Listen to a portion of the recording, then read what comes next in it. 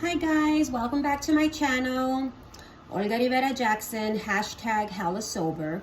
So I know it's been a while since I've uploaded a YouTube video, but I have been kind of sharing my journey on Facebook. I've been kind of going live there and sharing my story, or sharing my journey there. I'm also now on TikTok. Starting to share a little bit there as well. So wherever I can just share my story and my journey in hopes of someone hearing and listening and maybe empowering and inspiring them to do good. That's all I want. That is actually the point of me doing all these videos and sharing my own personal journey. Again, this is my own personal journey. So I'm being very vulnerable to you guys. Just sharing some really intimate things about me, about matters of the heart. And so yeah, so it's like I said, it's been a while since I've uploaded a video. I am now at 10 months of sobriety. Yay me, I'm so excited about that. I just completed 10 months on Monday. So it's been good. These past month or two has been a challenge. It has been a challenge, but of course every day is a challenge. Every night, like I've said before, I go to sleep and I thank God that He gave me another day of sobriety. The next morning I wake up and I just do it again. So I just thank God every single day that I go to sleep sober, right? That I stayed sober at least that day. So today I just kind of wanted to talk to you about what's been going on like this past month or two leading up to now, on what I have personally been dealing with in my recovery journey. Because it's not always sunshine and rainbows, although I like to act like that and I like to remain positive, and I really do. But the point of these videos is to give you the raw meat, and that sometimes it's not easy, but that we have to push forward, right? Push through and fight no matter what. So I have been really dealing with isolation again, but this time in my sobriety. I know that's an old habit, that's an old way of thinking. And that is something I do want to talk to you about, that what I've learned within this past week or two, being in the rooms, because it's something I've been praying for, like, Lord, help me, show me something. There's something that I'm not doing right. I'm trying to restore relationships, but yet I'm making these bad decisions, right? I'm still making bad decisions. I'm still having bad thoughts in my head. And I'm thinking, I'm sober and I'm clean. Why is this happening, right? Well, little did I know that it is a very normal thing. It is very normal to still have that mentality. And that is the whole reason of recovery, of working the steps, of going to meetings, working with my sponsor, is so that I can get through that, right? Get through that, because it's not going to go away right away just because I say, hey, I'm sober, and I stop drinking and I stop using. It doesn't work like that. I have to retrain my mind. And still dealing with that sense of abandonment, that sense of low self-esteem, of separation anxiety, just anxiety in general, or just having that feeling like the world is mad at me, like I've done something wrong, or why doesn't this person want to speak to me, or why doesn't this person want to talk to me? And most of it, after thinking and after praying and after meditating and asking God for guidance, I've gotten my answers, right? And a lot of it is because I'm still not where I am supposed to be mentally and spiritually. Physically I'm doing great. I am working out. I am losing a lot of weight, and that's great. But there's still a lot of healing that needs to be done within my heart and within my mind. And there's still a lot of bad thoughts, you know, a lot of old behavior, bad habits that tend to want to come in and get a hold of me again. Luckily, I have stayed sober. Thank God. Thank you, Jesus. Thank you to my higher power that I have stayed sober. But it's been a challenge. It's been hard because of that old behavior, because of those old thoughts that, you know, keep coming back, and it's frustrating, you know. I recently heard a good friend of mine in the rooms last week, and he was sharing, right? And he said something that really touched me. And it was like the start of the confirmation. Like that meeting that night was the start of the confirmation that kind of rippled throughout the week and so on. Well, gave me the answer of what, you know, what's going on. And he said, you know, just because we become sober and clean from our addiction doesn't mean that our shit isn't still there. You know, we still have a lot of shit that started our addiction, and that shit is still under the surface. It's still there. And just because up here we are clean from our body mentally and physically, we still need to work on that shit that's rooted deep down inside. And that was deep. That hit me because there is a lot of stuff that is in the root of my heart, a lot of pain that I've had that just because 10 months ago I decided to stop drinking or stop using doesn't mean that it's still not there, right? And that is something my counselors had told me when in treatment, is that it's going to take about a whole year for my brain to actually completely heal from all the toxic that I had fed it, right? And then after that, it's going to take a long while for your brain to retrain your thoughts, retrain my habits, retrain my decision making. And the whole reason of retraining that is that so we can live a happy life, sober and clean, right? So I heard that, and it was confirmation on what's going on in my life, because I'm really trying to restore my relationships with I've told you, I've talked a lot about this on my relationships on the past. And I'm trying to restore them with my family, with my ex-fiance, my children, and some of it is a challenge because they still kind of know my old ways. They know my old ways. And coming into sobriety, you know, the first bad decision or whatever thing that they see that looks like when I was in active addiction is right away a trigger for them. And right away, it's easy to point fingers and be like, you know, see, you're still your old self, which is extremely normal because that's all they know. That's all they know is the old self. And although I'm still carrying those traits, even in my sobriety, making those bad decisions and thinking those thoughts, I have changed. I have come a long way from back then. And it's a challenge for me to try to communicate that to people who've known me in the past, and it gets very frustrating. So my question to God, and you know, during my prayer meditation is why am I still thinking this? Why am I still making these decisions that I'm not supposed to be making? You know, why am I still carrying on relationships? And I don't mean relationships, just intimacy. I mean relationships as far as friendships, as far as intimate relationships, as far as business relationships, whatever relationships is in my life. You know, there's some things that I shouldn't be making. You know, there's a point to help somebody and to be there, but then to actually be their friend or hang out, you know, knowing that it's not good for me, that's not good. You know, it's not good at all. And so, you know, I'm asking God, you know, my old habits, my old ways, you know, I'm supposed to be changing my people, places, and things. and it's just not going my way, and why isn't it? And like I said, that's been my prayer these days, and that's been my frustration on just having that feeling of feeling lonely. And that's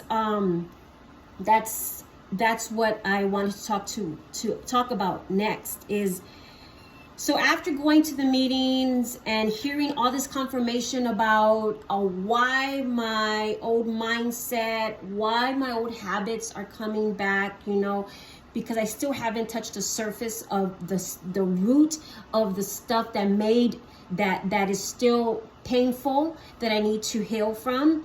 But also, why am I feeling so lonely? Why am I feeling like there's a sense of abandonment, and that I need someone next to me, or I need someone there, or I need that validation, like, hey, you look beautiful, or you're doing great, it's like I need it. So I recently met with a very good friend of mine, one of my best friends, and I call her my spiritual mentor. Shout out to Geraldine from Canela Studio. She's been my friend for many years. We've been through a lot together. I've been there for her, she's been there for me.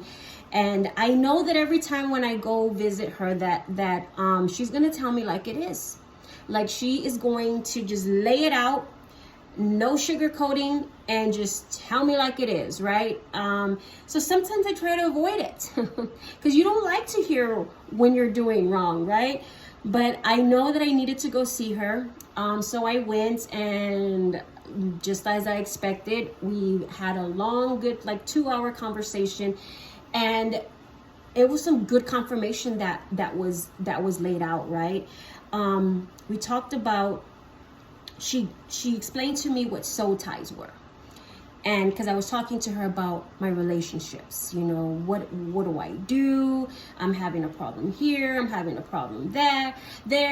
My ex-fiance don't want nothing to do with me anymore, and I'm hurting, and why am I still making these bad decisions? And going on and on, woe is me, And she looks at me and she says, do you know what a soul tie is? And I cannot say that I've ever heard what a soul tie was.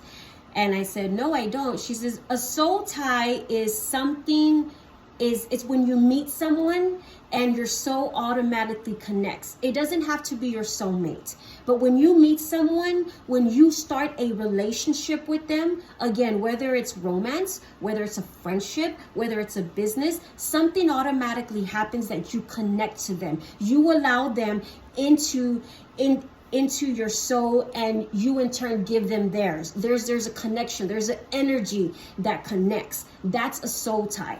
So that is why you're going through what you're going through, is because you are allowing people in your life that are not supposed to be there. Whoa. Okay.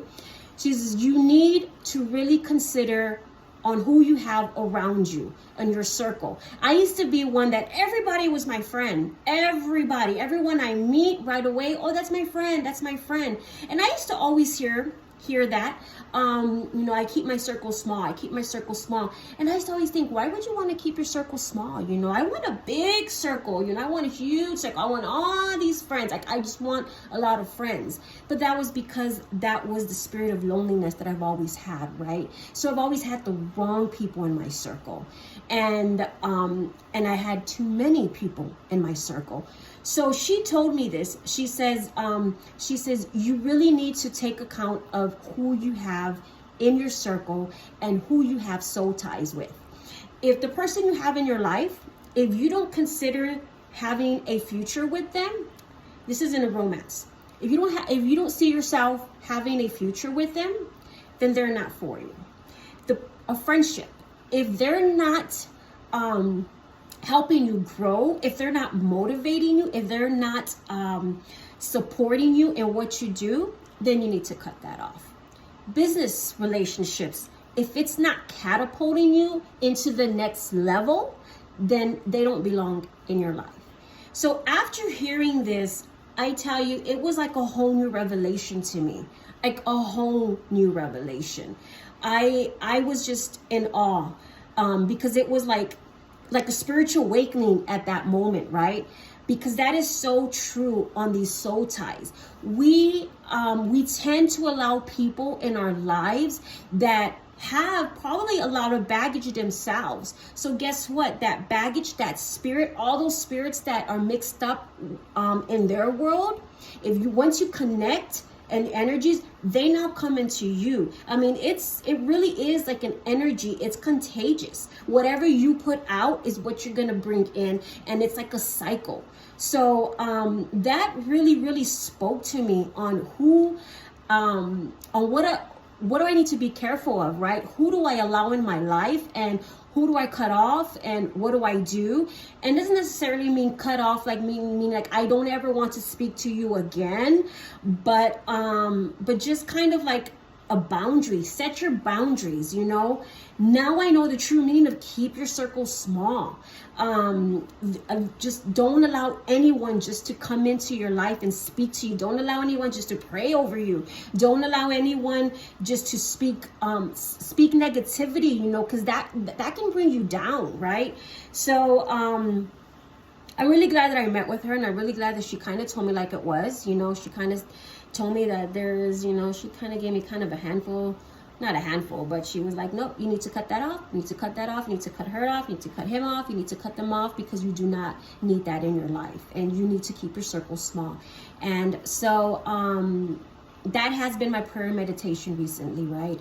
And on one, fixing my shit, getting my shit in order, start cleaning it out, start cleaning my inside, my soul out on whatever's making me lonely, whatever's making me frustrated, whatever's giving me anxiety, whatever started my addiction. You know, it didn't go away in 10 months. It's still there, and I need to start working on that, you know, that, and just on my relationships, on who I let into my life, you know. My goal, you know, is to empower people. It truly is. My goal is to share my story through any outlet that I'm able to, and in hopes that someone listens, that someone sees a video, that someone reads my post and can say, you know what, I want that. That happened to me. There's this girl that I follow on Facebook, and I know I'm able to say her name because she's very open about it. Her name is Tiffany Johnson. She's, I want to say, out in Florida. She has several years sober already, but she was a very bad drug addict. And I remember towards the end of my addiction, when still no one, you know, obviously no one knew about it, I ran across a post, and I started following her, and I started following her story. And I remember watching her videos all the time, and just on how she overcame, and how her sobriety has changed her life. And I remember crying, literally crying in my bedroom, wanting that. I wanted that so bad, that it made me start to think just a little bit. It planted a seed. Now, it didn't happen overnight. It didn't happen right away. Like I said, I was watching her posts and her videos for a whole year before I came to my sobriety. A whole year. But you know what? It did plant a seed. And if I can do that to somebody, if I can plant a little seed in someone's head, in someone's heart, to know that sobriety, that you can do it, we do recover. We do. All you have to do is reach out to somebody. It doesn't even have to, you don't even have to call a hotline. You don't have to call a treatment center. Reach out to someone next to you, to a family member, reach out to a friend. All you have to do is just admit to yourself and admit to someone else that you are having problems and that you are an addict. And I'm telling you, that is going to free you. It's going to make you feel so free that you are going to want to get help. You're going to want to call a treatment center. You're going to want to go to a meeting. You're going to want that sobriety. I promise you, I guarantee you, that's all you need to do, is just to reach out to get that started. So that's all I got for today. I hope you enjoyed today's video. Like I said, I hopefully I can upload more often. But you can catch me on Facebook, on my Facebook, and now I'm now on TikTok, and so you can kind of catch my journey there. So until next time, once again, if you know anybody or you yourself is dealing with mental illness or substance abuse, please reach out. You can always message me. I would do anything in my power to get you the resources, to get you the help that you need, to get you to that step, to get you to that place where you can pick up your desire chip, which is the 24-hour chip that they give in meetings. And what that is, it's an outward symbol of an inward desire to stay sober for the next 24 hours or the rest of your life. So I guarantee you, all you have to do is reach out. I love you guys. Thank you so much for following me. I really appreciate all the likes and subscribes and all the shares. I really appreciate it. God bless, and I will talk to you soon. Bye-bye.